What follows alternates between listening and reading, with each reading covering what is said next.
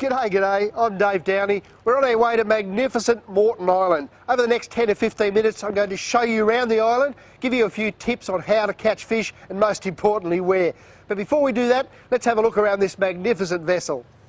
Now there's plenty of information around the barge on the walls here, but don't forget to pick up your information pack. That's got your camping tag and also your vehicle permit. It has to be stuck on the windscreen of your vehicle, don't just leave it sitting on the dashboard. Great cafe on board. You can even get bait, ice, firewood or a cold beer. How's my toasted sandwiches going, Donna? There you go, Nugget. Enjoy. Beautiful, look at that. Well, it's certainly a pretty impressive ship. Let's go and talk to the captain, find a few more details about it. I'm with Captain John Sutherland at the helm. John, pretty impressive riggy. You know what all these buttons do? Yeah, morning Nugget.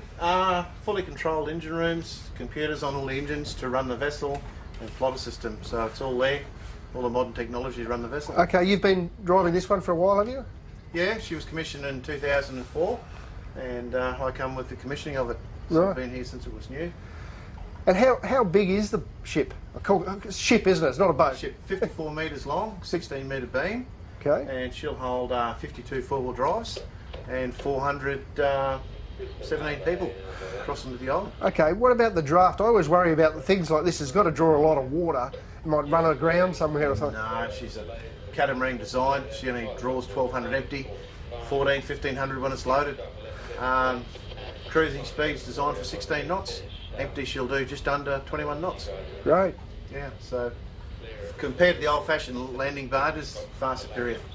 What about from a safety aspect? I know when you're going across here, is there any conditions when you decide it's not safe to go?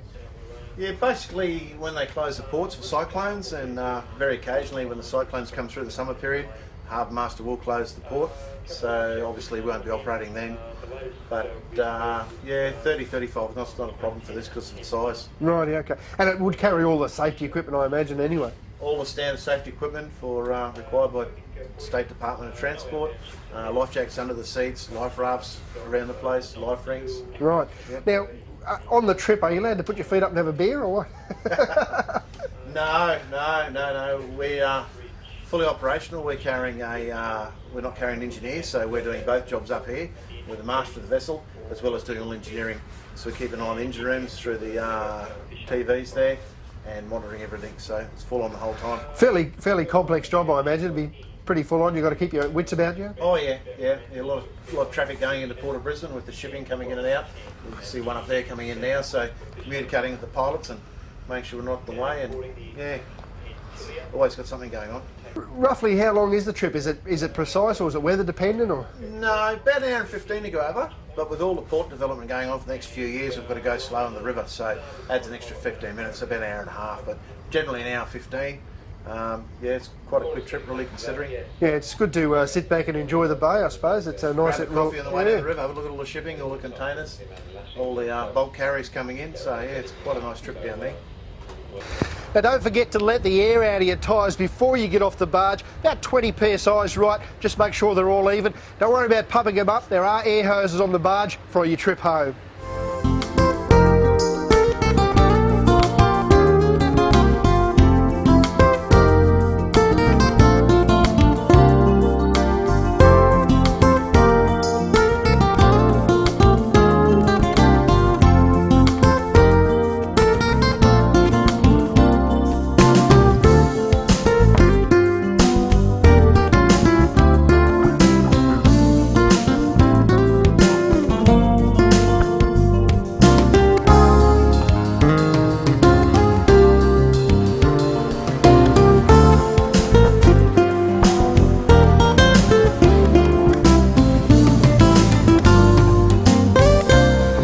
Now we're staying at the Eco Village at Borah. Let's go and check it out.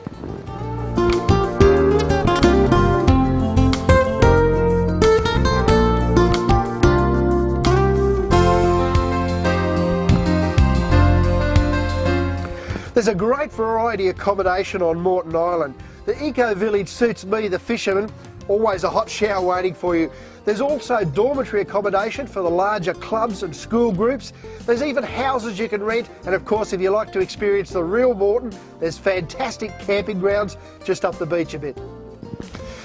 Now, one of the first things you do when you arrive on Moreton Island is to visit the Borah store, pick up a bit of fresh bait.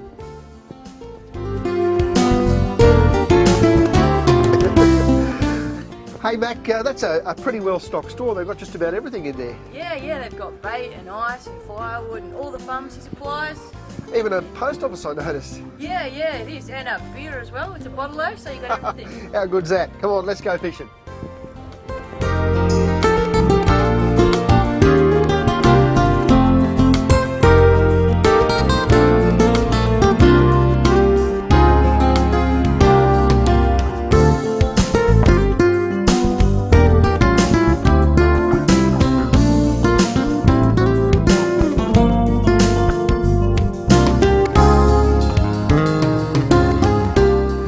We've driven north of the barge landing. This is Taylor Bight. It's one of the few places on the western side of the island where there's surf and you can catch tailor. But today we're chasing a feed of bream and whiting coming out of this creek here on the top of the tide. Let's see how we go.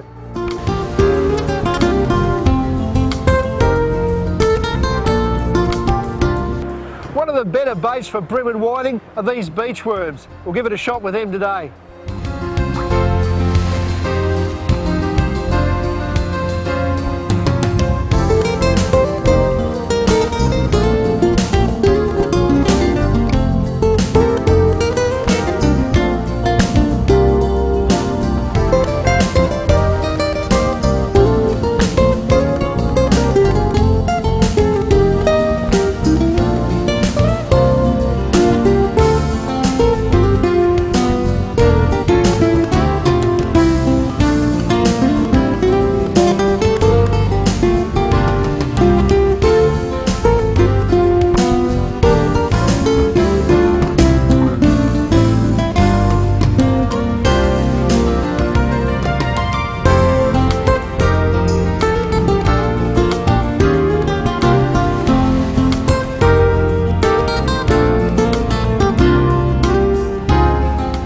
Well, the tide's going out, the fish are gone off the bite, and we've just heard off one of the locals that there's some whales up off the Cape. We're going to put these rods away, go and have a look.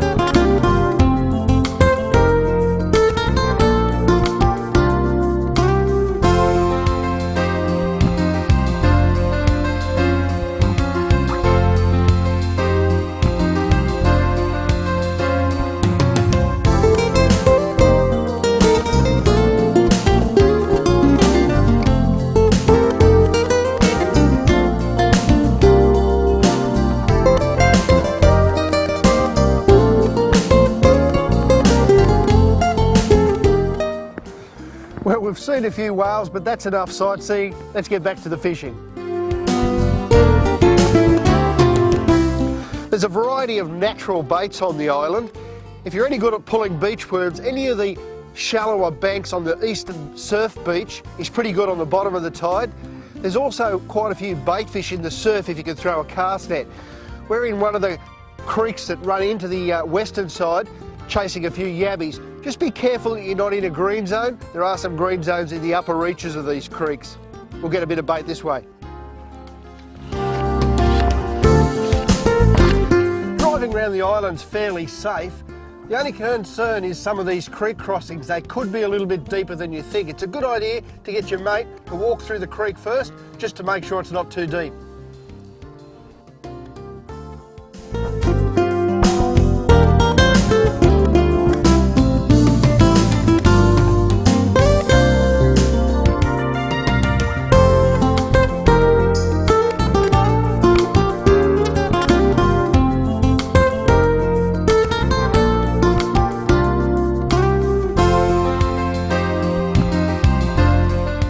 Well, this This is Reader's Point, the southernmost tip of Moreton Island.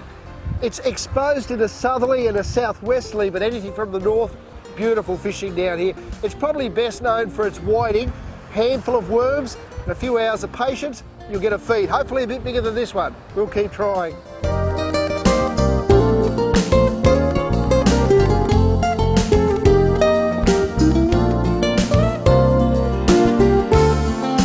Now the rig we're using down here at Reader's in this light surf conditions is a fairly simple one. About a 3 or a 4 ball sinker, half a metre of trace, about 9 pound line, 4 kilos, something like that, and a number 4 long shanked hook. I use these ones with the barbs halfway up. When you slide the worm up, helps hold the worm on the hook.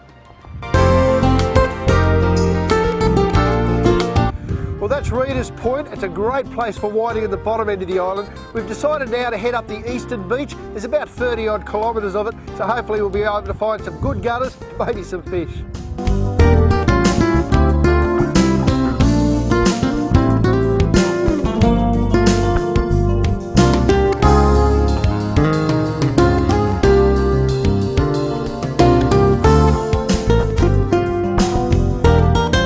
There's several green zones or no fishing zones on Moreton Island.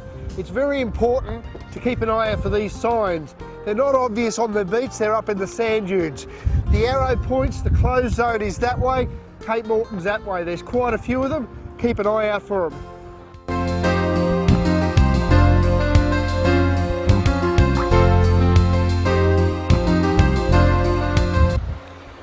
Those beach worms are doing great for bait, I can tell you. The fish are loving them.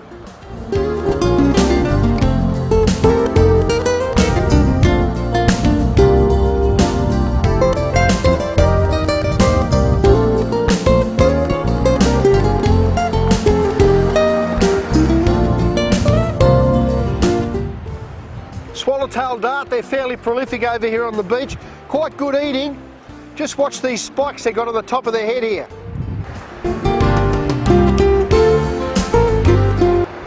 They're getting smaller. One of the secrets to fishing this eastern beach on Moreton Island is being able to read the water. The shallower water normally has the whiting in it. The white water on the banks is where the dart are, and the deeper holes is normally where you get the brim, the flathead, and also on sunset and after dark, the tailor. This is a whitebait rigged on a couple of small 1/0 ganged hooks, an ideal bait for a flathead. You never know what you'll catch with it.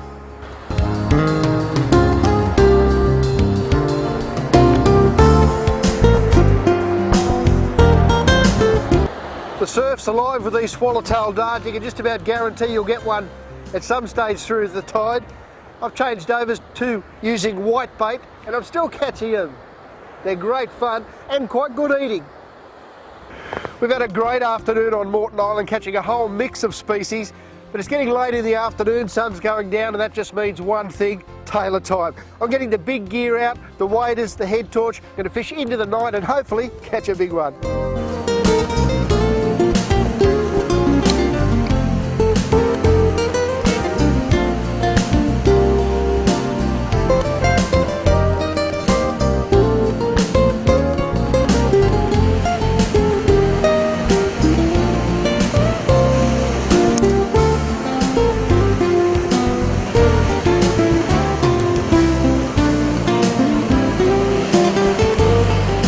Well, that's Moreton Island. We've had a fantastic couple of days here, caught a big variety of species. I can't believe it's only an hour or so and we're back in Brisbane City. I can't wait to the fishing competition next year. Stay tuned to the MyCat website for all the details. But I guarantee I'll be back plenty of times between now and then practicing. Cheers.